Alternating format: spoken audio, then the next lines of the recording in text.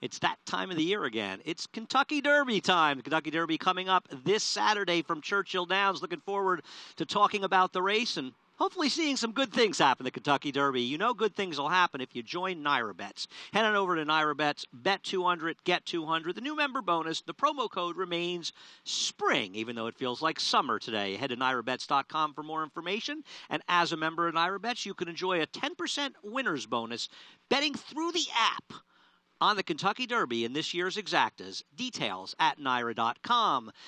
As we come back, let's take a look at the field slate for this year's running of the Kentucky Derby. 20 horses lining up, and it's a good one. This is a very, very interesting Kentucky Derby, a race that sells itself, and one of the main stars, at least at this point, is the number 7, Justify, as well as the number 11, Bolt Doro. Justify has been absolutely sensational. He's justified the hype, that he's gotten, and he's gotten a lot of hype, but he has been fast. Triple-digit buyers in all of his starts, a dominating performance in the Santa Anita Derby. And don't kid yourself and think it was a slow pace. It was not. He set an honest pace, and he controlled. Though, if you're trying to beat Justify, these are the reasons. He's going to be 3-1 favorite. He's not a particularly great price. Not that that's a bad price considering his talent. He hasn't really gotten a ton of experience out of his races. He's never really been battle-tested in these races. He's pretty much had the run of the races. Also, because he seems to be a pretty big horse, it seems to take him a second to get his stride out of the gate. Sometimes that brief second, the Kentucky Derby, just ask Holy Bull, can really hurt your chances. If he doesn't get out sharply, he's a little sluggish, and Good Magic or Lone Sailor, the two horses around him, close the door a bit, he could find himself in new territory, back a few lengths, back in 7th or 8th or 10th position, and it may be tough to navigate. Is he good enough to overcome it? Perhaps he is, but even if he breaks sharply, he's got another speed and promises fulfilled to deal with, and some other speeds as well. It's going to be a tough task, but he may be up to it. I'm going to use him defensively, but I'm not thrilled with taking a short price on him. I don't worry about the 2-year-old, 3-year-old thing. I worry more about experience, and those go hand in hand, and I just don't know that he has the experience. Now, Bolt Doro does. And the thing I like about Bolt Doro is he's run well in basically all of his starts. And he's the one horse in this race that's run well despite things not necessarily going his way.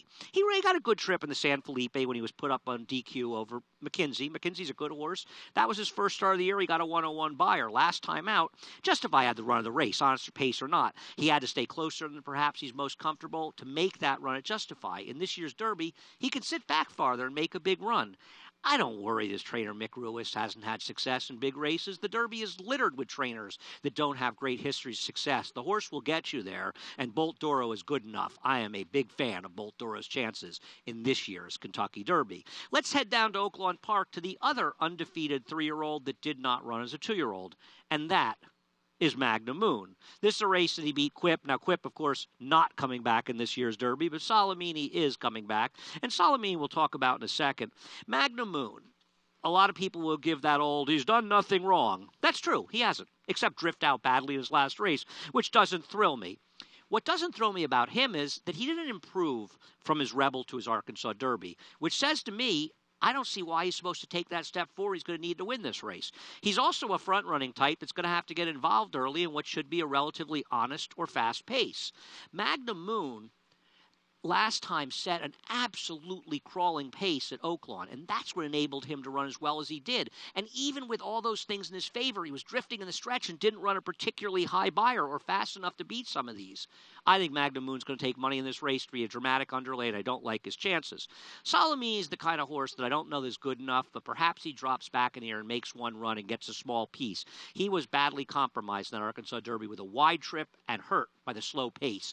That won't be the case in this year's Kentucky Derby.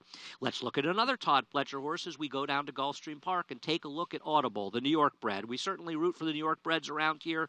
And Audible, who ran a couple of nice races going 1 mile at Aqueduct, including a win in an off-the-turf race. He was entered as an MTO that day. Is a completely different horse at Gulfstream Park. Now, we've heard this tune before. Todd's horses have a tendency to run very well at Gulfstream. And he just transformed overnight in the Holy Bull. And then the Florida Derby came back and ran very well. And even though he took advantage of a meltdown in a super fast pace set by promises fulfilled dueling with strike power, he was close enough to the early pace before dropping back that he actually did a little bit of work early, and he was much the best. He ran very well. Whether or not I want him going in Kentucky is another story, and I don't think he's impossible. But he's going to have to run better in this race to win it. And in general, Todd Pletcher has proven to be the greatest trainer ever at winning Kentucky Derby preps and getting the Kentucky Derby. Nobody has had the success that he has had. The problem is that he hasn't had that success in the Kentucky Derby. And before you say, but he's won 2 Derbies, he won them under odd circumstances. Both were wet tracks. One of those winners, Super Saver, didn't do much in the trail, and he didn't do anything thereafter. And the other one, Always Dreaming, who won the Florida Derby, he rode a gold rail. He set a moderate pace on a speed-friendly track on a wet track. They were both wet tracks, and that's not going to be the case this year. We're not expecting any rain on Saturday, and I think that Todd's wins have been somewhat flukish. I know it sounds unfair, but I feel that way, and in general, he's great at getting there, but not great at sealing the deal. The horse who was second, Hofburg, is getting a lot of attention, and I can understand. He's a lightly raced, flashy horse for trainer Bill Mott from Juddmonte. He's good. But he's got just 3 starts, 1 last year at the end of the Saratoga meet and 2 at Gulfstream Park. He ran very well to break his maiden when he was attending and wide the whole way around the pace, and he drew off to win, and he held off a closer, a long shot late, who came back to win. He took advantage of the meltdown, though, in the Florida Derby. Everything fell into his lap. He's good, and he could keep improving, and if the race falls apart, he's probably better than some of the other clunk-ups, and maybe he's able to get a piece. But I feel like he's a 35-1 shot in here because he doesn't have the seasoning, and he may not be good enough, and he needs a lot to go his way. He's probably going to be half or less of that price, and to me, that's bad value. Hofburg will beat me. Let's head over to Keeneland and take a look at the Bluegrass, which was won by Good Magic, last year's Breeders' Cup Juvenile winner. Good Magic will try to do in the Kentucky Derby exactly what he did in the Breeders' Cup Juvenile. Take that big step forward in his 3rd start of the year, and he may do that.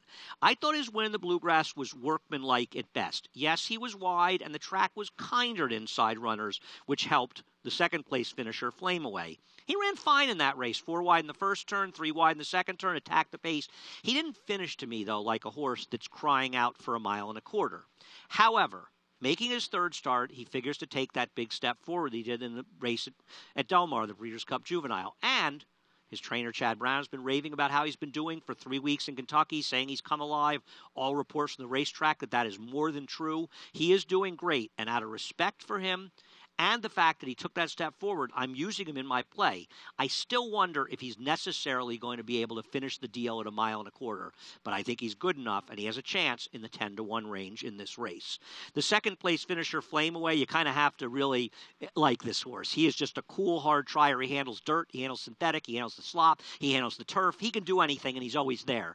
He's just not fast enough to win this race, and he's a forwardly placed runner in a race where I think if you're looking to get a price, you want a horse that's making a move from at least the middle of the pack. So I think Flame Away is going to continue to overachieve throughout his career, but even overachieving here, can he be better than 4th? As far as Free Drop Billy, well, if you like him, you are banking on Dale Romans, who does a great job in the Derby and has had some weird horses run very well, and not just the Derby, other big races as well. He's the master at pulling the upset, but Free Drop Billy isn't good enough. He needs the absolute perfect trip and the race to completely fall apart. Is it impossible with Dale? No.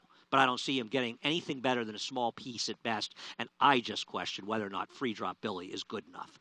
Now to the biggest wild card in this year's Kentucky Derby, and that is the number 14, Mendelson. Mendelson is the only horse in this race besides Justify that you say to yourself, if there's a superstar in the race, it's going to be. And maybe it's Mendelson, the haft into mischief, but more importantly, the haft the mighty beholder, who cost $3 million, and he's a scat daddy, and he's a running fool. He's run well on turf, he's run well on synthetic, and as you can see, his first start in the dirt, he ran a huge race to win the UAE Derby. Having said that, he also rode a super speed gold rail that day at Dubai, which exaggerated his performance, and he beat a field that is nothing like the ones he's facing here. And under the most perfect of circumstances, he ran a buyer figure of around 106. Now, don't kid yourself. That's a big number. It's just one below Justify and well better than anybody else in this field. But those were under ideal circumstances and 5 weeks ago in Dubai. So he's got to ship to Ireland, come over to America, do all that shipping, reproduce that effort, maybe even run better, and he's got to do it without the lead, while getting dirt, presumably, on a dirt track for the first time. All of those circumstances lead to a horse in the 6-1 range that I could never bet on. I'm not sure he's not a good horse, though. And I won't be surprised when I lose to a horse like Mendelson. And I think there's a real chance that down the road he turns out to be one of the best, if not the best, coming out of this race. But I don't want to take a short price on him in this Kentucky Derby to find out. Let's head over to Aqueduct to Vino Rosso's win over Enticed in the Wood Memorial. I don't know what to do with Vino Rosso because he did run well in this race, but he also was a recipient of a fast pace and a collapse that worked in his favor, and he got a good setup, a very good setup. And he's never run that well in any of his other races. And before somebody uses that, he didn't like Tampa Bay excuse to me, rubbish. He ran his second career best race, losing by a length and a quarter to Flame Away in the Sam Davis on the surface at Tampa. He ran 3 times there with a win. 2 of his 3 best figures at Tampa. He handled Tampa just fine. What he did was get a great setup in the Wood Memorial, and once again, he's a Todd Pletcher horse that blossomed in his final prep. Can he take the step forward? Perhaps he can. He doesn't need to move forward that much, and he may get the right setup in this Derby. So if somebody says to me, I'm going to take Vino Rosso at 20 to 1, okay, I think he's going to be closer to 12 or 14, so I don't think he's great value, but I don't think he's totally impossible in here. But for me, I just think that Entice, the 12 will finish second, is a much better gamble at a likely twice the price of Vino Rosso, because I think there's an argument that he ran every bit as well in the Wood Memorial. He was used hard out of the gate, which forced the rider of Old Time Revival to send his horse in the wicked pace. Old Time Revival lost by 25 lengths. Enticed was chasing him the whole way around the track, and his rider once again asked him to run somewhere between the 3/8 and half-mile pole. So he forced the horse early into a fast pace, he chased him, and he aggressively made the first move into a pace that collapsed, and he was fouled by Vino Rosso coming down the stretch.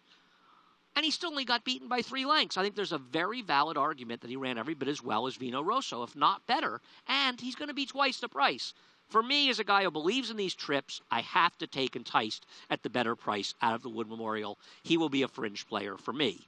Let's head down to Fairgrounds and Noble Indy, Lone Sailor, and My Boy Jack. And we'll focus on Noble Indy and Lone Sailor. How Lone Sailor lost this race is beyond me. And let me just say before getting to Noble Indy, I'll be rooting for my man Tom Amoss. Love working with Tom in Saratoga. Amazing piece of work he did saddling this horse on air for his debut on the Saratoga Live show. Lone Sailor could not have gotten a better scenario. He got a wicked fast pace. He had a ground-saving trip. His rider that day did a tremendous job getting him the rail right from the start. He was briefly stopped in the backstretch, and maybe he wins this race. Doesn't happen, but then he wins under the most perfect circumstances ever. If he couldn't seal the deal here, how's he going to do it in Kentucky?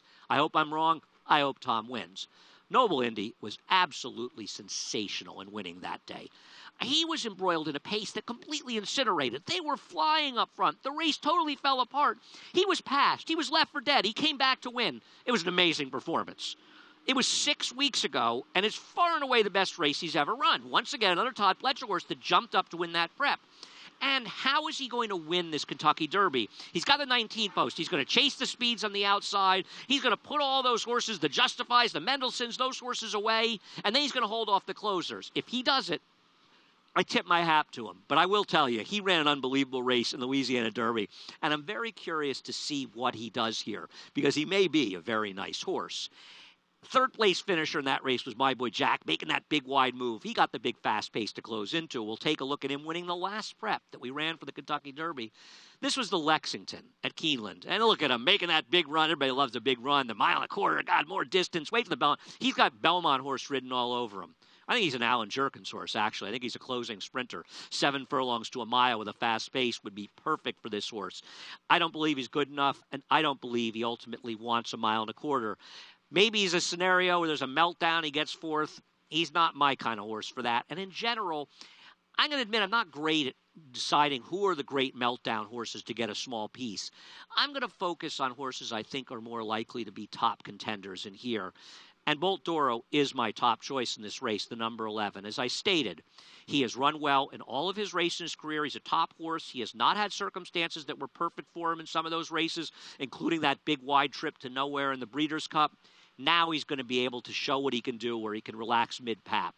I like Bolt Doro on top. I'm picking him over Good Magic, who's going to have to step forward, but he's training like a horse that's ready to step forward. I have some questions if he wants a mile and a quarter, but I'm going to use him in the 10 to 1 range in this race. My third choice, the number 12, Enticed. Certainly not the third likeliest winner, but he's the long shot that I think is better than he looks on paper, and I hope he gets a more relaxed trip in here and he makes a middle to late run. And the 7, Justify. I can't leave him off. He's the horse to beat in here, and he may just be a superstar. But circumstance in here will be very different than it's been in any of his other races, and to take him as the favorite, I just think would be a mistake. So I'll use him defensively and try to beat him.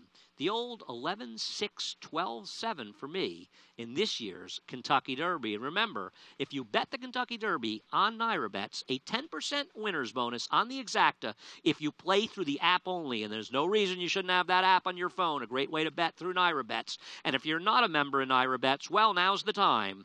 Promo code is SPRING. Bet 200, get 200. It's a new member bonus. Head to NairaBets.com for more information. Get involved with Naira Bets. Bet this year's Kentucky Derby. It's always a fun day and a great race. Looking forward to it, and best of luck.